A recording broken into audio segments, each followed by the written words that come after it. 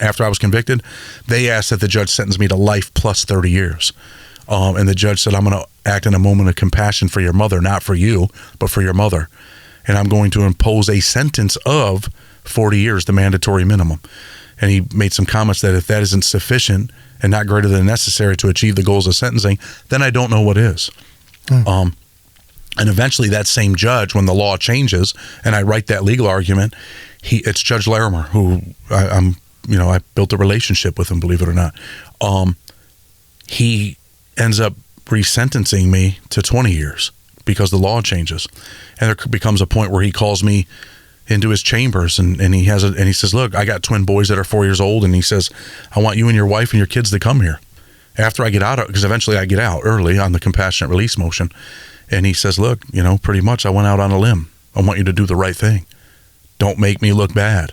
I gave you a second chance at life, and I'm forever grateful.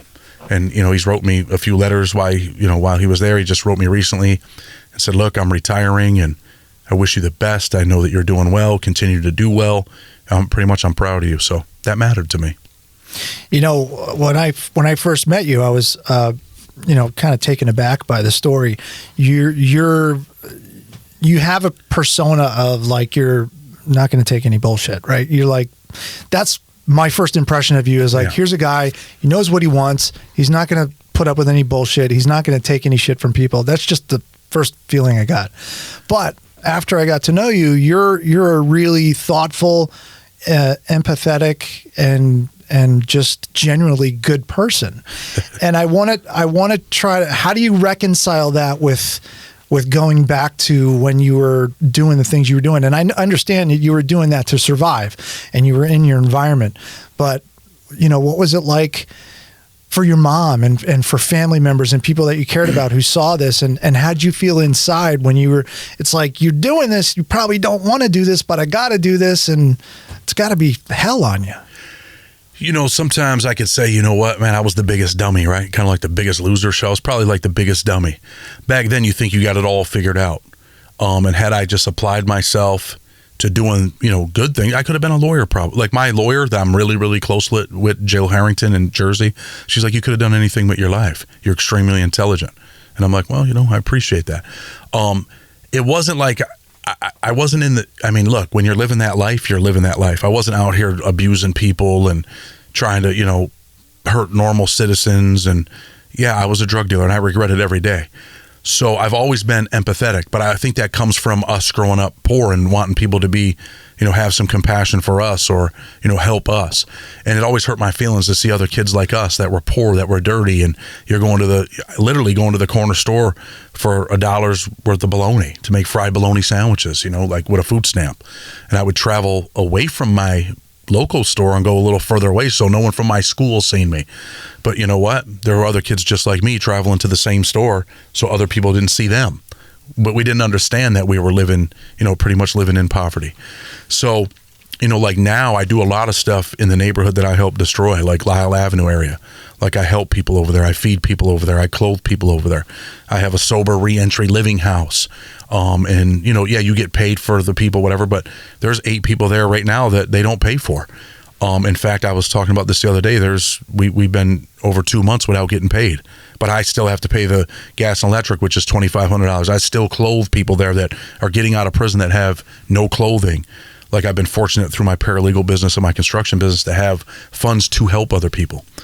So not necessarily reconciling what I did or what I was doing at the time. I do feel like I owe, because I took from the community. So I feel like I owe a little something. So let's give it back. But I enjoy doing it also. It's something that I actually enjoy. If I could just do that, work in those neighborhoods and have the sober living house, that's what I would do that. But I would probably also continue to do YouTube as well. Do you have certain people that maybe were there at the beginning that you are still close with now that have also changed like you, gone through it? So I interviewed a guy last night on my channel who was involved with me from the beginning. I'll be candid. We talk about this in the interview where I met him. The first day I met him, I pulled a gun out on him as soon as I met him, because the day before he was with another guy that was in a truck and he grabbed my necklace and drove away and popped my necklace. And then the guy comes back and we catch him. And he's this dude that I interviewed last night, white dude, monster. He's the driver. And he was caught up in addiction. He worked my door. He was security at some of my houses. And, you know, and I really I connected with the dude. Like, I thought he was a good dude. He's a big white dude, 6'3", and he was young. And I'm like, damn, dude, just a little bit older than me at the time. And I'm like, bro, you got to get out of this stuff. Like, man, you're smoking crack. Like, get your life together. You got a beautiful girl, and you can really do something with your life. And I didn't fully understand his story back then because we never talked about it. But yesterday I learned a whole bunch of stuff that I didn't know. Like the stuff that he had been through, he was been through more than I had been through. Like being locked in a secure facility at 11 years old for 5 years, never getting a visit from his mother, not seeing his mother in 5 years. 11-year-old kid. So, yeah, I mean, I do a lot of stuff to give back because I don't want to say it's guilt, but it's compassion. Like, I want to help people. I really wish that people would really help people. Some of these organizations in Rochester, you know, there's no problem making $1 if you're making a difference, right? And I always say that. But if you're just out here taking and not really giving, you're not giving back, you probably don't belong in this circle. And hopefully those people get eliminated from that circle.